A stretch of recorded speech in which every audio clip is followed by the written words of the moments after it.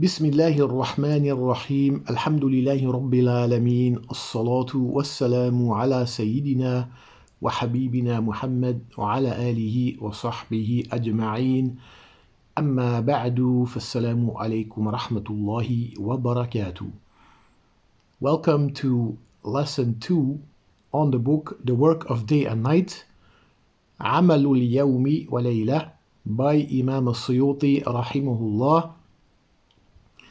And we have arrived at the introduction of the book, Al-Muqaddimah. And this is the introduction by Imam al-Suyuti himself. I'm gonna read the introduction in Arabic, and then I'll give the English translation, and I'll give a few remarks here and there. And this will be the only lesson for today and this week, inshallah. So let me start.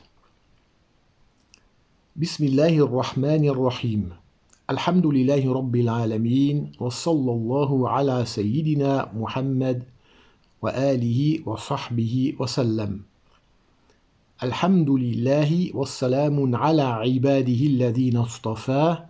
هذا جزء لطيف في عمل اليوم وليلة منتخب من الأحاديث والآثار محرر معتبر لخصته من كتابي منهاج السنة والكلم الطيب والله ولي التوفيق.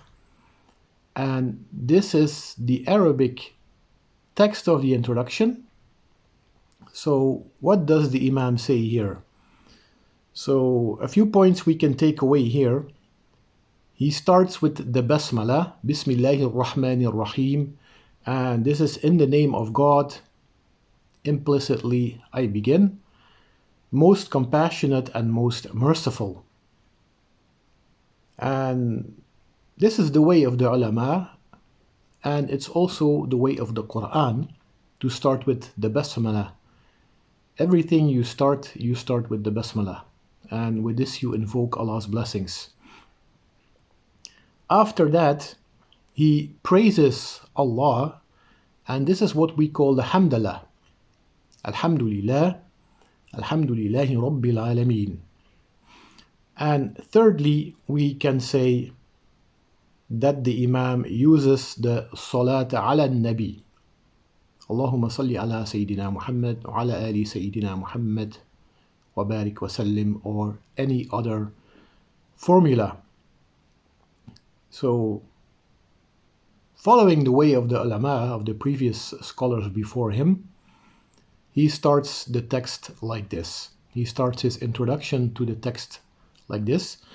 And it's a very short introduction.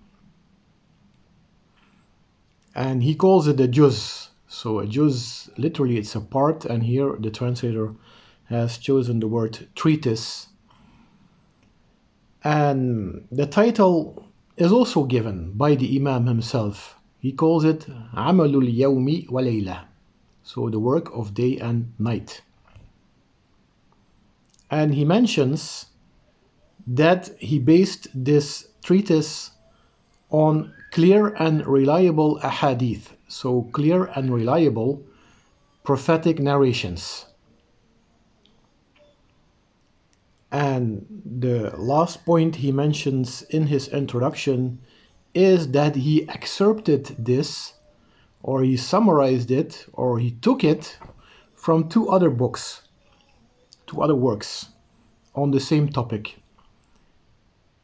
Kitab Minhaj Sunnah and the Kitab Al-Kalim Tayyib.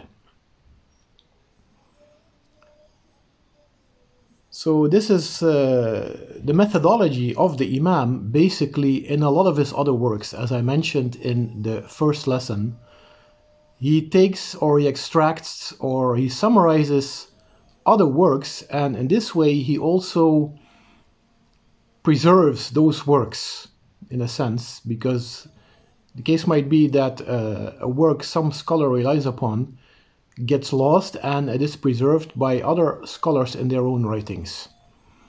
And he doesn't mention the author of these two works. And this is some homework for those who want to find out to whom belong these books.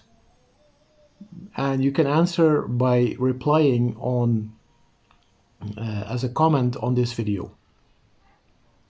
So I'm not gonna mention the name of the author here. I know who the author is, but it is for the people who are watching these videos to see if they can find the answer.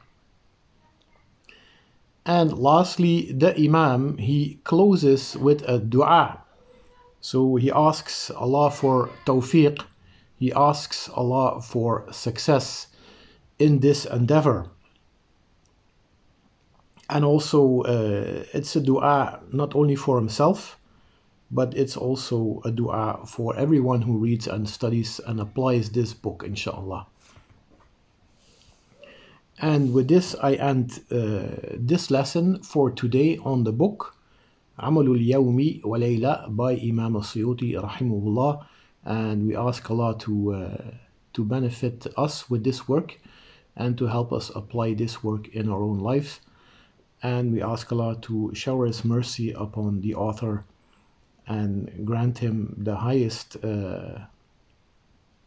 place or stage in paradise, inshallah. Wassalamu alaikum wa rahmatullah wa jazakumullahu khayra.